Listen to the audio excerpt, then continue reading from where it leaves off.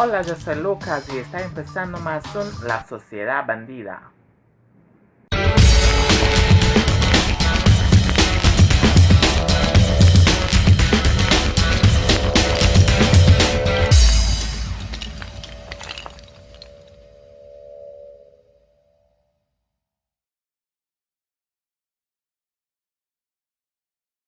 Y mucha gente me pregunta cómo yo aprendí a hablar el español y lo hablo así hoy en día muy bien.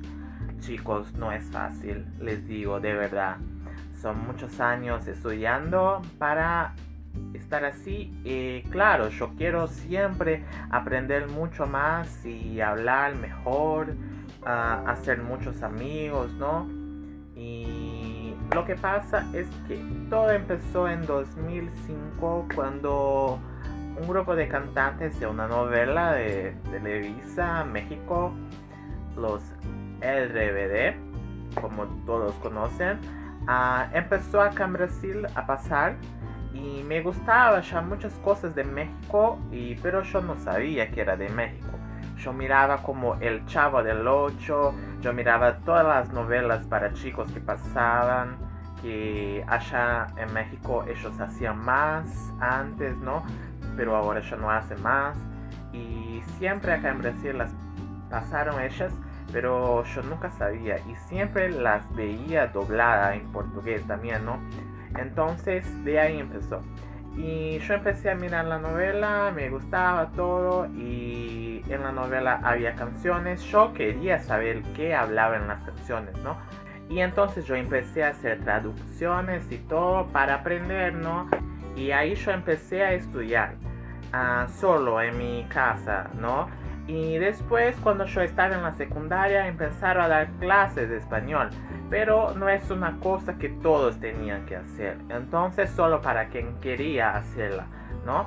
Entonces era a los sábados, yo empecé, habían como 10 personas y cuando terminó habían como yo y la maestra solamente, ¿no? Entonces está malo, la gente tiene que aprender, acá la gente no quiere aprender. Yo intento enseñar, pero no quieren. Bueno, pero eso no es problema mío, ¿no? Pero como yo ya sabía muchas cosas que yo aprendí solo en mi casa, a veces yo sabía más que mi maestra, ¿no? Y yo me quedé muy mal. Mi maestra es brasilera, era brasilera también, pero no sabía muchas cosas. Y ella sabía el español de España también. Y yo entendía más el español de Latinoamérica, de México. Pero no fue muy difícil para que yo aprenda también, ¿no? Y verdad, había muchas veces que yo hablaba una cosa a mi maestra, pero ella no sabía. No, yo no quiero hacer una humillación acá ahora, ¿no? Pero perdóname, yo sabía más que vos. Y de ahí empezó, gente. El tiempo fue pasando, yo hice una amiga argentina, la mejor del mundo. Y yo conocí a ella por otra amiga, ¿no? de nosotros en el mundo K-pop. K-pop es un estilo de música asiática que da para otro día que yo hable. Yo empecé conociendo por otra nuestra amiga en común que se llama Cori. Y ella me presentó a Mariana, mi mejor amiga argentina. Y de ahí yo empecé a hablar con ella y todo.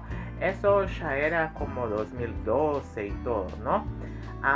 Y ella vivía acá en Brasil.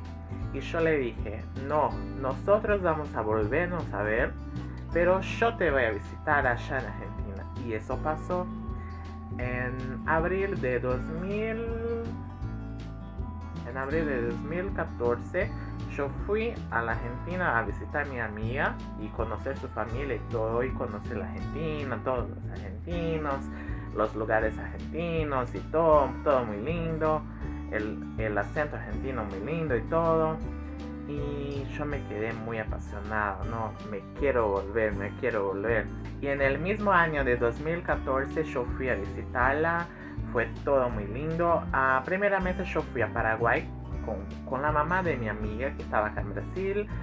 Nos fuimos a Paraguay, me quedé como 5 días ahí. Me encantó todo, muy lindo Paraguay. Me quedé en Encarnación, una ciudad muy lejana de Asunción y todo.